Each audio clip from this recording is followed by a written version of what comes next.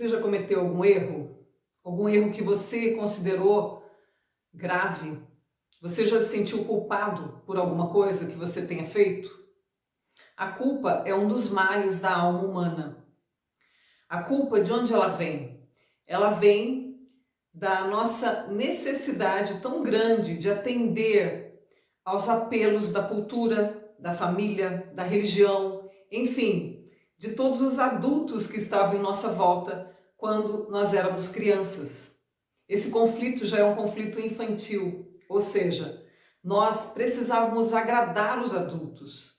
Nós temíamos perder o amor dos adultos, então nós nos adaptamos, nós aprendemos a ser bonitinhos, a ser bonzinhos, porque afinal de contas nós precisávamos agradar as pessoas em volta, agradar os adultos.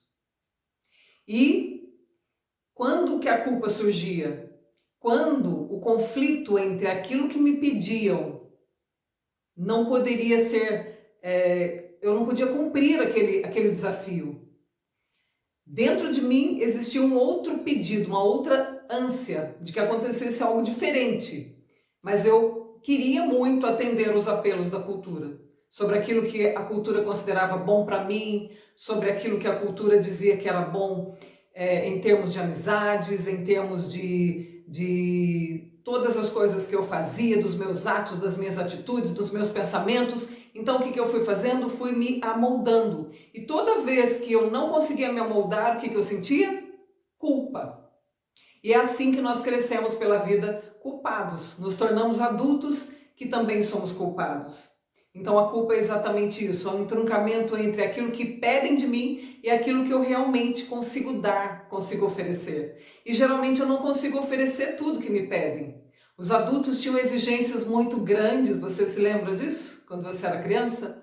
Eram exigências muito grandes, nós exigimos muito das pessoas, porque temos expectativas.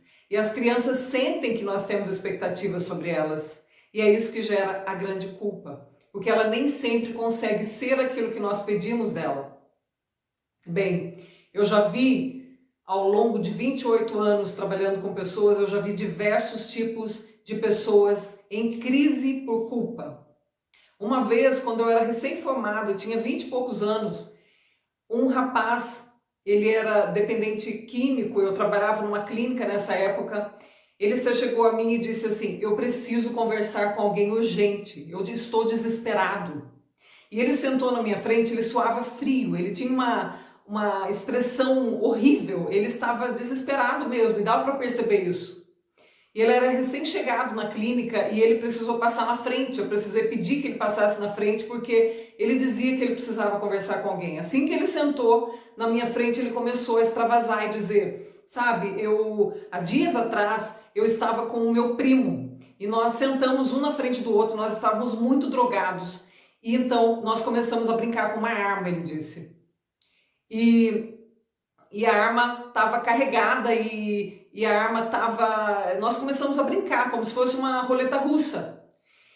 E eu lembro que, eu só lembro assim, tenho uma vaga lembrança de que de repente a arma disparou e o meu primo ficou estrebuchando na minha frente por horas. Ele estrebuchou, ele estrebuchou, ele estrebuchou e eu não fiz nada. Eu só continuei ali em estado de êxtase com a droga e não consegui ajudar o meu primo.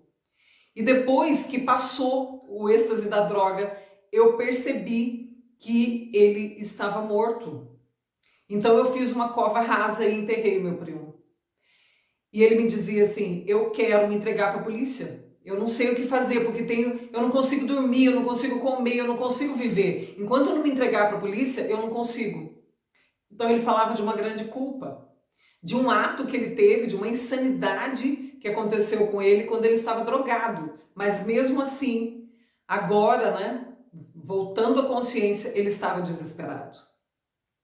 É um tipo de culpa muito comum, ou seja, eu fiz alguma coisa que eu não tenho como corrigir. Eu estava insano naquele momento e fiz alguma coisa, mas e agora? Uma pessoa morreu ou algum desastre aconteceu e eu não tenho como me haver com isso, não tenho como resolver. Um outro tipo de culpa que eu percebo é, por exemplo, há uns dias atrás eu vi na internet uma moça que ela se pintou, né? Se ela tatuou o corpo inteiro, como se ela fosse um demônio. Então ela tem chifres, ela pintou até mesmo essa parte branca dos olhos, ela tatuou de vermelho. Então ela tem o corpo inteiro tatuado. Ela está transformada, né? Os dentes, há uma transformação total na boca, na narina. Ela está transformada num demônio ali, pela tatuagem, pelas artes que fizeram no corpo dela. E aí podemos pensar assim, mas ela escolheu isso. Será que ela escolheu? Sabe como que eu traduzo isso? Essa menina, ela tem uma culpa muito grande por não ter conseguido agradar. Provavelmente ela não conseguiu ser o anjinho que esperavam dela. E sabe qual é a atitude muitas vezes quando alguém não consegue ser aquilo que a cultura pediu? Uma culpa tão grande que corrói. E se eu não consigo ser aquilo que vocês desejaram e aquilo que vocês sonharam para mim, então eu vou ser exatamente o oposto. Sabe aquela coisa do só para contrariar? Funciona muito assim. Muitos jovens hoje vivem uma rebelião dentro de si que nem sabem por que está acontecendo. Eu vejo isso muito nos jovens hoje, que estão tão perdidos na culpa, porque na verdade são muito certinhos por dentro. E queriam muito, né? A lei que eles receberam está dentro deles. Só que eles não estão conseguindo cumprir essa lei. Então, eles acabam, por não conseguir cumprir parcialmente, não cumprem nada e vão para o extremo oposto e se tornam rebeldes. Vivem uma culpa imensa e essa culpa seria insuportável se eles pelo menos não extravasassem de alguma maneira. Então, eles extravasam dessa forma. Há muitos tipos de rebelião e muitos tipos de dor expressa nesse tipo de culpa. E temos também um tipo de culpa que é revelado, nós até postamos uma análise de filme, A Cor de um Crime, que mostra uma professora, uma mulher, que era uma pessoa que deveria estar bem resolvida, era uma adulta, mas ela ainda tinha uma necessidade de agradar a sua família. E ela teve um filho para agradar a família, né? Ela tinha uma culpa de não agradar a família. Ela fala para o policial, em dado momento, a minha família não me apreciava, não me achava uma pessoa importante, uma pessoa de valor, até que eu tive um filho. E é interessante que ela teve o filho para provar para a família que ela era uma pessoa decente, que ela era uma pessoa interessante, que ela tinha algum valor. Mas não foi suficiente, porque no filme mostra que ela continuava solitária. Então nunca é suficiente, as exigências são cada vez maiores e a culpa é cada vez maior. E no caso dessa mulher do filme A Cor de um Crime, o que aconteceu? O inconsciente dessa mulher traiu ela, né? Muito do que acontece é isso. Sabe aqueles erros que você comete e você não sabe por que você fez aquilo? Parece que você estava abduzido. Porque o nosso inconsciente ele é feito de tudo aquilo que foi reprimido. Tudo aquilo que foi recalcado, tudo aquilo que nós não quisemos lidar, porque era duro, era grotesco demais para nós lidarmos, tudo isso vai para lá, para o inconsciente. E essa mulher, ela é pega de surpresa pelo inconsciente dela, porque apesar dela ter agradado a família parcialmente tendo filho, ainda não foi o suficiente, ela ainda não era o suficiente. Ela queria um adulto, ela queria alguém que cuidasse dela, ela queria alguém que estivesse perto dela. Então ela arruma um amante. E ela acaba negligenciando o filho por conta do amante. Quer dizer, o seu inconsciente, aquilo que ela tinha reprimido, acabou traindo essa mulher. E ela cometeu um erro grotesco que ela não podia consertar. E ela provavelmente foi atropelada por essa dor, porque ela não queria o filho morto, ela amava o filho. Mas agora ela tinha no currículo dela esse grande erro e ela tinha que se haver com isso. E agora? Então, o que nós podemos pensar sobre a culpa? O que nós podemos pensar sobre os tipos de culpa? Sobre a maneira como nós podemos vivenciar a culpa de todas as formas? Porque queremos agradar, porque queremos nos rebelar contra a necessidade de ter que agradar o tempo todo. E a pergunta que fica é, será que nós podemos ser definidos por um momento de erro, por uma circunstância? Será que nós precisamos ficar marcados e taxados? E será que nós precisamos nos autopunir ou esperar uma punição de fora o tempo todo? Ou será que nós precisamos encarar a nossa humanidade e procurar viver uma vivência cada vez melhor de uma liberdade real, de uma liberdade real, para que nós possamos ser curados de toda a nossa culpa?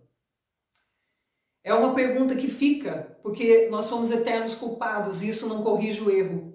A culpa, ela só nos pressiona de tal maneira que nós cometemos um erro atrás do outro, porque é isso que acontece, né? Um abismo chamando outro abismo, e as coisas não se corrigem por essa culpa. Se ficar culpado nos fizesse bons, eu até aconselharia, mas não nos faz bons.